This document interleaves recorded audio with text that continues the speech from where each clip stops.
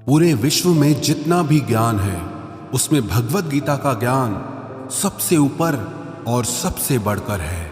आपकी हर समस्या का हल भगवत गीता में छुपा हुआ है। आपके हर प्रश्न का उत्तर आपको भगवत गीता में मिलेगा। जिसे भी भगवत गीता का ज्ञान समझ में आ गया वो जिंदगी की बड़ी से बड़ी समस्या को भी हंसते हंसते पार कर जाएगा। सारे वेद शास्त्रों का सार भगवत गीता के ज्ञान में समाया है। सर्वो उपनिषदो गावो दोग्धा गोपाल नंदन पार्थो वत्स सुधीर भोक्ता दुग्धम गीतामृतम महत। इस श्लोक का अर्थ है कि सारे उपनिषद गायों का रूप हैं। सर्वो उपनिषदो गावो दोग्धा गोपाल नंदन, उन उपनिषद रूपी गायों को दोहने वाले स्वयं गोपाल नंदन श्री कृष्ण हैं। पार्थो वत्स सुधीर भोक्ता, और अर्जुन वो बछड़ा है जिसे श्री कृष्ण ने गीता का वो ज्ञानामृत पिलाया था। श्रीमद् भगवत गीता में कुल 18 अध्याय हैं और 700 श्लोक हैं। आज हम उसी श्रीमद् भगवत गीता के 18 अध्यायों की 18 शिक्षाओं के बारे में चर्चा करेंगे। जो भी इन 18 शिक्षाओं को समझ लेगा उसे जिंदगी का सारा ज्ञान समझ में आ जाएगा, जिंदगी का सार समझ में आ जाएगा। श्रीमद् भगवत गीता की पहली शिक्षा यह है कि सच्चा इंसान झूठे इंसान से तब तक नहीं जीत सकता जब तक वो झूठ, अन्याय और गलत के खिलाफ खुद लड़ने के लिए खड़ा नहीं होता। कई लोग कहते हैं कि आज के जमाने में झूठा जीत जाता है और सच्चा हार जाता है, लेकिन ये सच नहीं है। झूठा इसीलिए जीत जाता है क्योंकि सच्चा इंसान अपने प्रति होने वाले अन्याय के खिलाफ आवाज ही नहीं उठाता। अगर सच्चा इंसान अपनी आवाज नहीं उठाएगा तो लोग झूठे इंसान की आवाज को ही सच समझ लेंगे। पांडव सच्चे थे, हमेशा धर्म पे चलते थे, कभी जिंदगी में कोई अधर्म नहीं किया, फिर भी सबसे ज्यादा दुख उन्हीं को सहना पड़ा। सारा जीवन भर हमेशा बड़ों की आज्ञा मानते रहे, सब जानते हुए कि भी ये गलत है, ये अधर्म है, अन्याय है, फिर भी वो चुपचाप सहते रहे कि अगर हमारे बड़े हमसे कह रहे हैं तो हमें मानना ही होगा। बचपन से लेकर उन्हें हमेशा अधर्म और अन्याय का ही सामना करना पड़ा, जबकि उन्होंने कभी कुछ गलत काम नहीं किया, हमेशा सच के रास्ते पर चले, लेकिन फिर भी बदले में उन्हें सिर्फ दुख ही मिला, तकलीफ ही मिली। उसका कारण ये था कि वो अपने प्रति होने वाले अन्याय को, अधर्म को हमेशा चुपचाप सह लेते थे। लेकिन सहते सहते सहते एक दिन जिंदगी में ऐसा आया कि उन्हें उस अधर्म के खिलाफ आखिर में खुद खड़ा होना ही पड़ा, उस अन्याय के खिलाफ लड़ना ही पड़ा, हथियार उठाने ही पड़े। अगर वो उस अन्याय के खिलाफ, अधर्म के खिलाफ लड़ते नहीं तो शायद उन्हें कभी न्याय मिलता ही नहीं। दुर्योधन दुनिया को ये बता देता कि पांडव ही अधर्मी थे और वही सच्चा धर्मात्मा है।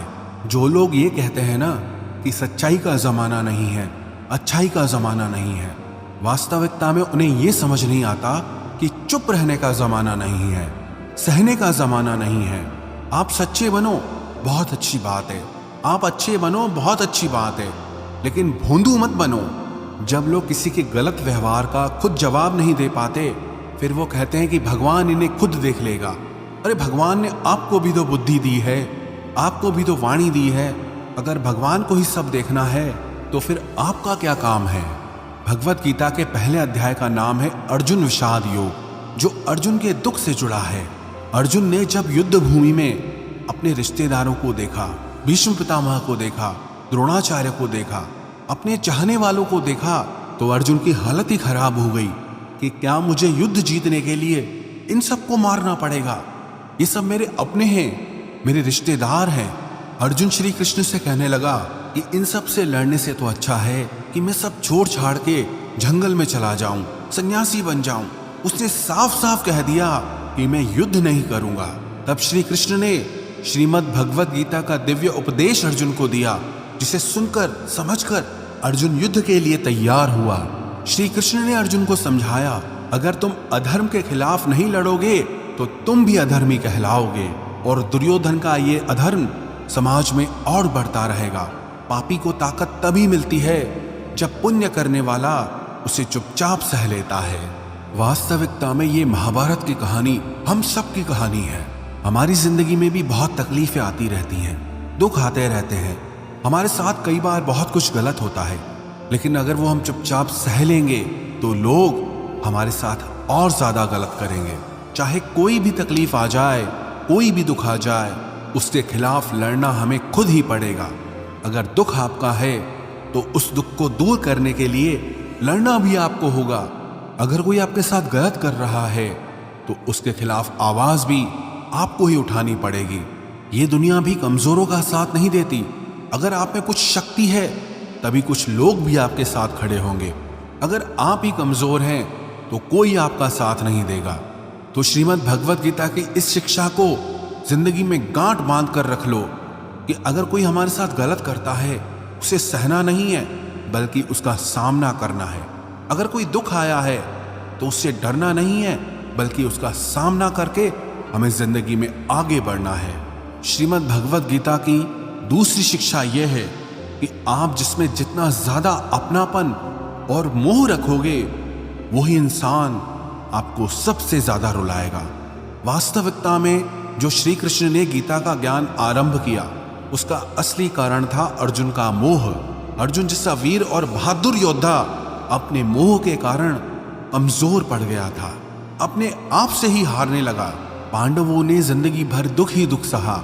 उसका एक ये भी बहुत बड़ा कारण था कि उन्हें अपने स्वजनों में बहुत मोह था, अपने परिवार में बहुत अपनापन था।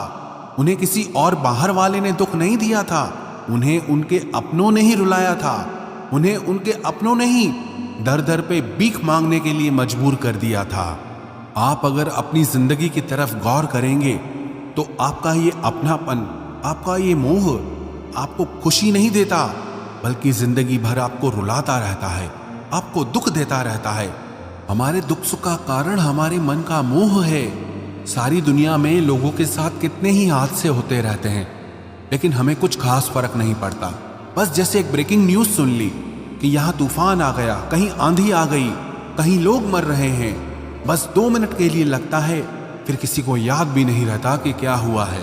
लेकिन जिसे हम अपना मानते हैं, उसे जरा सी चोट आ जाए, अगर उसे कुछ हो जाए तो दिल को बहुत तकलीफ होती है। दुनिया के व्यवहार का हमें इतना दुख नहीं होता जो अपनों के गलत व्यवहार का हमें दुख होता है। दुनिया की बातों से इतनी चोट नहीं पहुंचती जितना अपनों की बातों से चोट पहुंचती है। याद रखना, जिससे भी आप जितना गहरा जुड़ोगे उतना ही ज्यादा आपको दुख भी झेलना पड़ेगा, और इस दुख से आप भाग नहीं सकते। अगर आप मोह जाल में फंसे हुए हो तो अक्सर आप उस इंसान को रोते हुए ही देखोगे जिसने किसी से बहुत ज्यादा मोह और अपनापन किया है। माँ बाप को देखो तो बच्चों की वजह से रोते हैं कि इतनी दुआएं रख के बच्चों को पैदा किया, जिंदगी भर बच्चों को पालने के लिए न जाने कितनी कुर्बानियां दी हैं, कितने बलिदान किए हैं, लेकिन वही बच्चे आज हमें खून के आंसू रुलाते हैं, क्योंकि अपने हैं ना, और अपना ही सबसे ज्यादा रुलाता है। प्रेमी प्रेम की वजह से रोते हैं कि इतना प्रेम किया और बदले में मुझे छल मिला, इतना प्रेम किया और बदले में मुझे पीड़ा मिली है। आप अगर किसी से बहुत ज्यादा दिल लगा लोगे, बहुत ज्यादा अटैच हो जाओगे, तो अंत में दुख तो आना ही आना है। सच तो यह है कि आप जिसे अपनी जिंदगी में सबसे ज्यादा स्पेशल बना देते हो, सबसे तेज थप्पड़ आपको वहीं से पड़ता है। कई लोग कहते हैं कि मुझे ऐसे इंसान ने धोखा दिया जिससे मुझे ऐसी कोई उम्मीद ही नहीं थी। अब धोखा क्यों मिलता है? क्योंकि आप किसी इंसान को अपनी जिंदगी में वो जगह दे देते हैं जिसके वो लायक ही नहीं होता। आप किसी पर इतना ज्यादा भरोसा कर लेते हैं जिसके वो लायक ही नहीं होता। तो ये गलती सिर्फ उसकी नहीं, आपकी भी है कि आपको किसी से इस कदर जुड़ना ही नहीं चाहिए कि आपको आगे चलकर दर्द सहना पड़े, तकलीफ सहनी पड़े। इसलिए संसार में किसी में भी सुख की वजह मत ढूंढो। अगर किसी को अपने सुख का कारण बनाओगे तो वो आपको दुख जरूर देगा।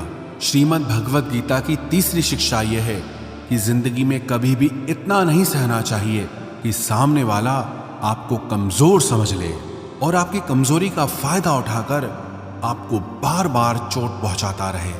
माना कि मूर्खों से बहस करना अच्छा नहीं, हर किसी को जवाब देना अच्छा नहीं, लेकिन हर जगह पे चुप रहना भी आपको जिंदगी में बहुत तकलीफ दे सकता है। चुप सिर्फ इतना रहना चाहिए कि आप वीर दिखो, इतना नहीं कि लोग आपको कमजोर समझने लग जाएं। श्रीमद् भगवद गीता की चौथी शिक्षा यह है कि जो लोग छोटी छोटी बातों पर बहुत जल्दी क्रोध में आ जाते हैं, उनका वो गुस्सा, उनका वो क्रोध आखिर में उनको बर्बाद कर देता है। जो लोग बहुत जल्दी गुस्से में आते हैं, सबसे पहले तो उन्हें अपने रिश्तों में कभी सच्चाई नहीं मिलेगी। सब ऐसे लोगों से डरते रहते हैं कि न जाने उसको किस बात पे गुस्सा आ जाए। ऐसे ही लोगों के बारे में हम सुनते हैं कि अचानक से हार्ट अटैक आ गया, ब्लड प्रेशर हाई हो गया। ऐसे लोगों की जिंदगी ही छोटी हो जाती है।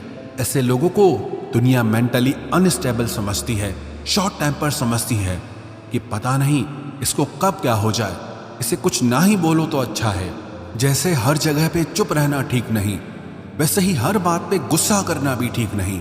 कहाँ चुप रहना है, कहाँ बोलना है, इन सब बातों का ज्ञान, इन सब बातों का विवेक श्रीमद् भगवद गीता सिखाती है।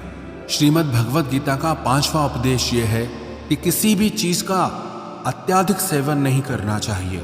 किसी भी चीज को इतना ज्यादा यूज मत करो कि आपको उसकी आदत लग जाए, आप उसके एडिक्ट बन जाओ।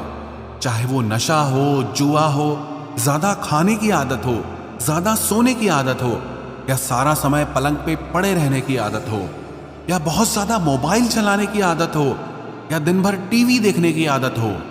ये आदतें ना आपको एक गुमनाम दुनिया में धकेल देती है, जहां सिर्फ आप अकेले ही होते हैं। आप कभी गौर करना, जिस इंसान को भी किसी चीज की बहुत ज्यादा आदत पड़ जाती है, वो अपने में ही खोया रहता है। कई लोग मोबाइल में इतने डूबे रहते हैं, उन्हें होश ही नहीं रहता कि बाहर की दुनिया में हो क्या रहा है, मेरे आसपास क्या हो रहा है। किसी चीज का उपयोग करने में और किसी चीज की आदत लगा देने में बहुत अंतर होता है, और यही विवेक आपको जिंदगी में रखना है। मोबाइल फोन का आविष्कार इसलिए हुआ था कि आपका समय बच सके, लेकिन अगर आप अपना सारा समय ही मोबाइल में लगा दोगे तो जिंदगी के जरूरी काम आप कब करोगे। और ये बात सिर्फ मोबाइल की नहीं है, आदत चाहे कोई भी हो, चाहे आप किसी इंसान की आदत लगा लो, अगर वो इंसान आपसे दूर हो जाएगा तो भी आप हमेशा दुखी रहोगे। इसलिए अपने मन को किसी भी चीज की आदत मत लगने दो। आदत का मतलब ही यही होता है कि आप उस चीज के, उस इंसान के गुलाम बन गए हो, आप उसके कंट्रोल में आ गए हो। वो मालिक बन गया है और आप उसके नौकर बन गए हो। लोगों को नशे की ऐसी लत लग जाती है कि उसके बिना रह नहीं पाते हैं। आप अपने मन को ऐसा बनाओ कि उसे किसी की भी आदत ना लगे और आप अपने मन को खुद ही संभाल सको। श्रीमद् भगवद गीता की 6ठी शिक्षा यह है कि जिंदगी में जब भी कोई मुश्किल आए या कोई आपका साथ ना दे, आप अकेले पड़ जाओ, तो ऐसे मुश्किल वक्त में ईश्वर से प्रार्थना जरूर करनी चाहिए। श्री कृष्ण ने अर्जुन से कहा, तेषाम अभियुक्ता नाम योगक्षेमम वहाम्यहम्। जो इंसान मुझ पे डिपेंड हो जाता है, उसकी हर जरूरत मैं पूरी करता हूँ, उसकी हर तकलीफ को दूर करने में मैं उसकी मदद करता हूँ। कई लोगों को ये सब बातें बेबुनियाद लगती है, इनका कोई अर्थ उन्हें समझ नहीं आता, और जो लोग मुश्किल वक्त में प्रार्थना करते हैं उन्हें इसका मतलब पता होता है। जिन लोगों ने अपनी तकलीफ के समय में एक चमत्कारी सहायता प्राप्त की है, उन्हें पता होता है कि जब हम मुश्किल में होते हैं तो ईश्वर से की गई प्रार्थना हमारा कितना साथ देती है। लेकिन सच्चे दिल से अगर आप प्रार्थना करोगे तो वो ईश्वर आपका साथ जरूर देगा। कई लोग कहते हैं कि हम प्रार्थना में जो मांगते हैं वो हमें मिलता ही नहीं है।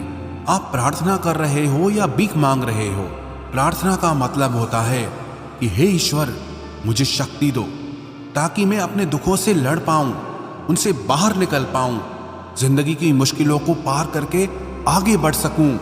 प्रार्थना का सीधा सा मतलब यही है, आपको आपके दुखों से पार निकलने का मार्ग दिखाते हैं, दुखों से पार निकलने की शक्ति देते हैं, और कई बार तो न जाने किस रूप में आकर के आपकी सहायता भी कर देते हैं। कई लोग तो हैरान रह जाते हैं कि जब हम तकलीफ में थे, न जाने कौन इंसान आया और आकर के हमारी मदद करके चला गया। जहां हमारे अपनों ने भी हमसे मुंह फेर लिया था, कोई अजनबी आकर के हमारी मदद करके चला गया। ये सब आपकी प्रार्थनाओं का फल होता है कि जब आप तकलीफ में होते हैं तो वो ईश्वर आप तक वो सहायता किसी न किसी तरह से पहुंचा ही देते हैं। इसलिए जिंदगी में जब भी कोई मुश्किल वक्त आए, उस समय पे ईश्वर को प्रार्थना जरूर करनी चाहिए।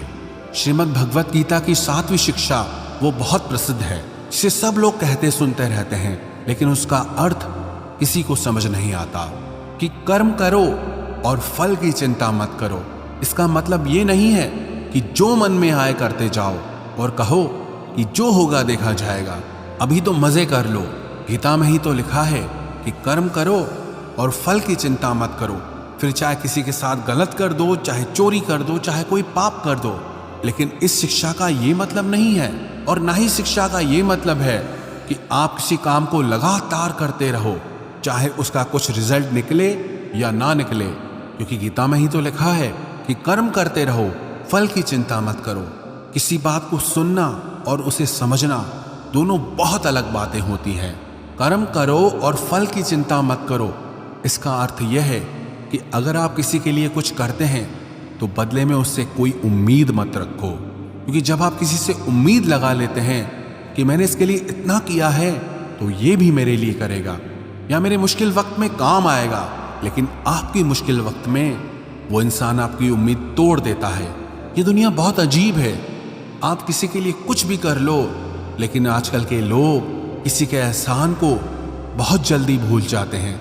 वास्तविकता में आप जैसा लोगों को समझते हो, लोग वैसे होते नहीं हैं। आप अगर किसी की मदद करते हो या उसका साथ देते हो तो आजकल के ज़माने में किसी से भी ये उम्मीद मत रखना कि वो भी आपका साथ देगा। इसीलिए गीता में ये उपदेश दिया गया है कि कर्मण्येवाधिकारस्ते मा फलेषु कदाचन, कि आपका अधिकार सिर्फ कर्म करने का है, उसके फल पे आपका अधिकार नहीं। जो आपने किया उसका बदले में क्या रिजल्ट आएगा आप उससे कंट्रोल नहीं कर सकते।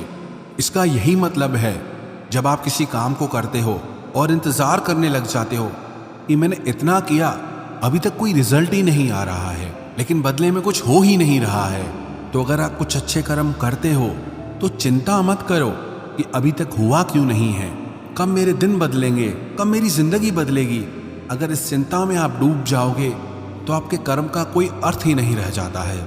लेकिन अगर आप अच्छे कर्म करते रहोगे तो उसका अच्छा फल आपको एक दिन जरूर मिलेगा।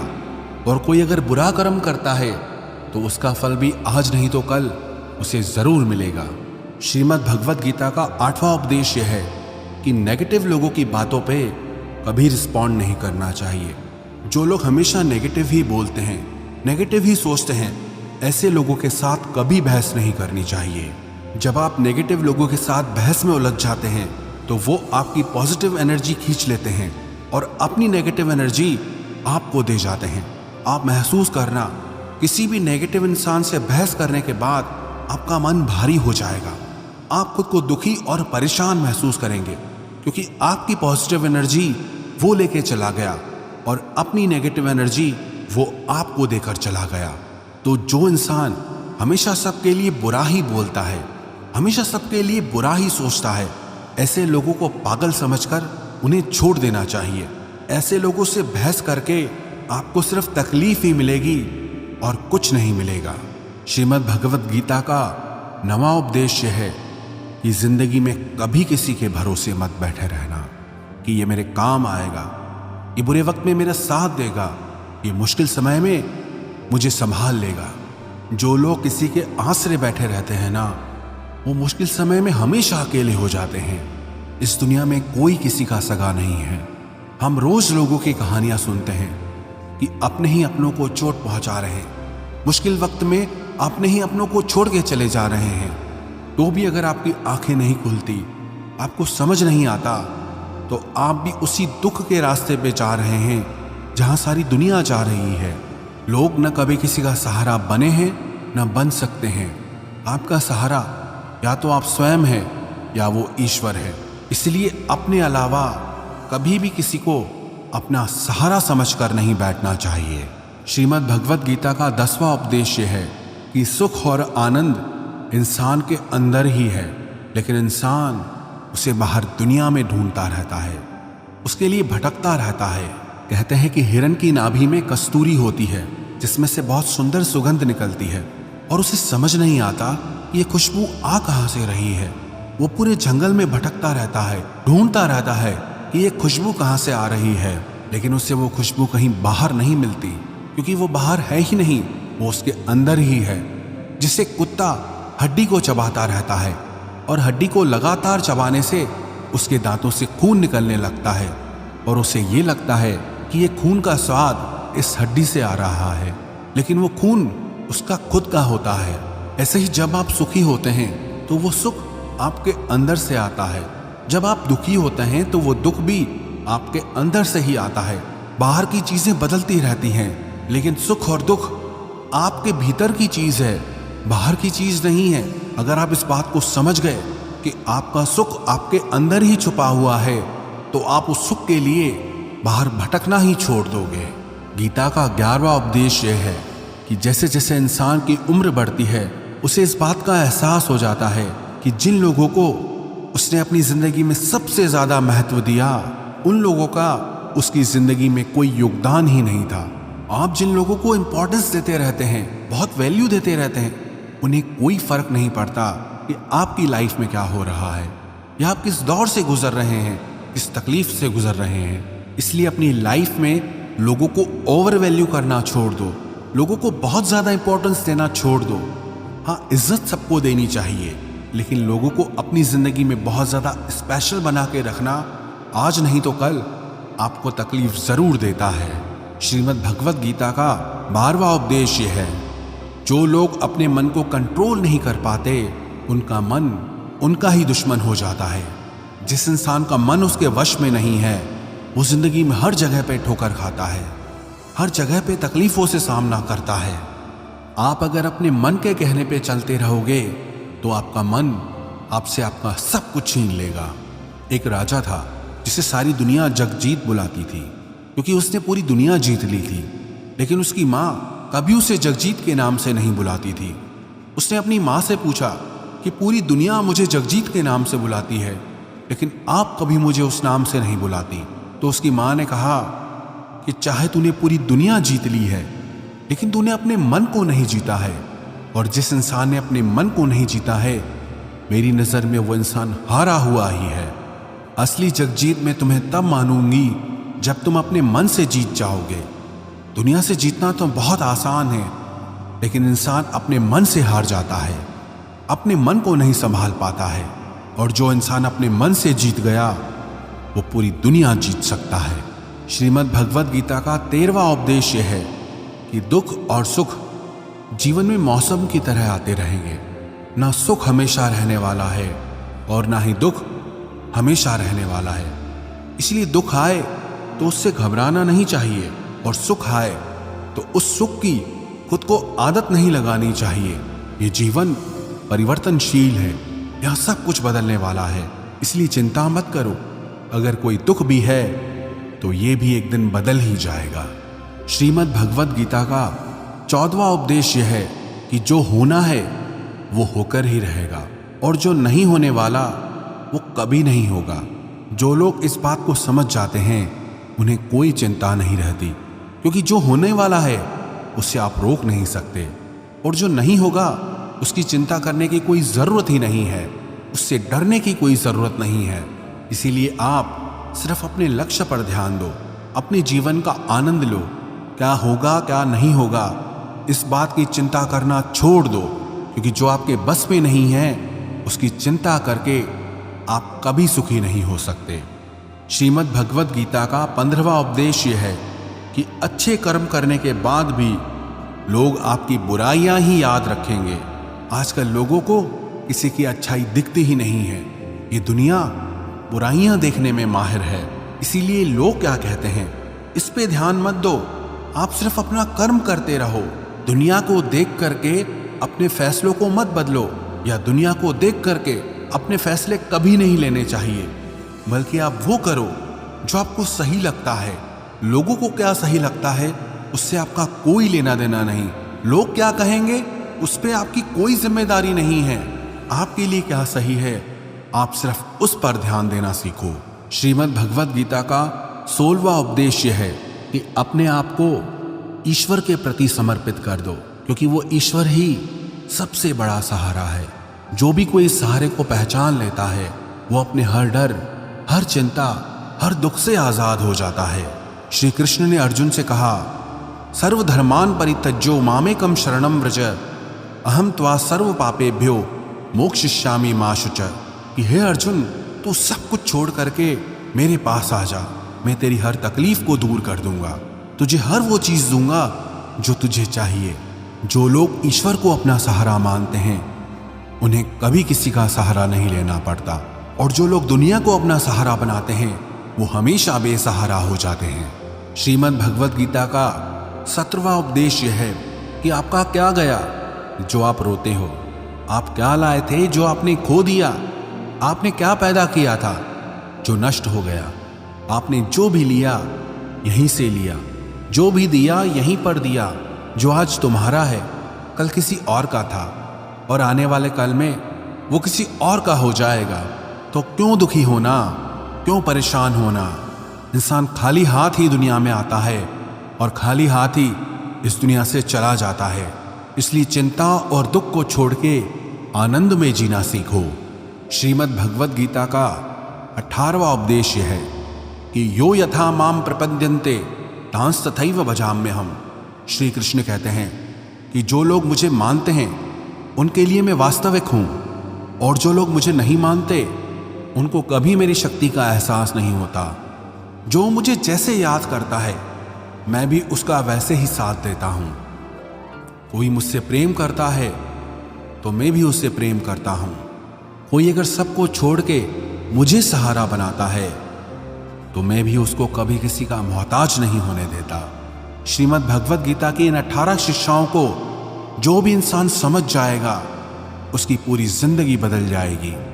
ये 18 शिक्षाएं आपको जिंदगी के हर मोड़ पे काम आएंगी।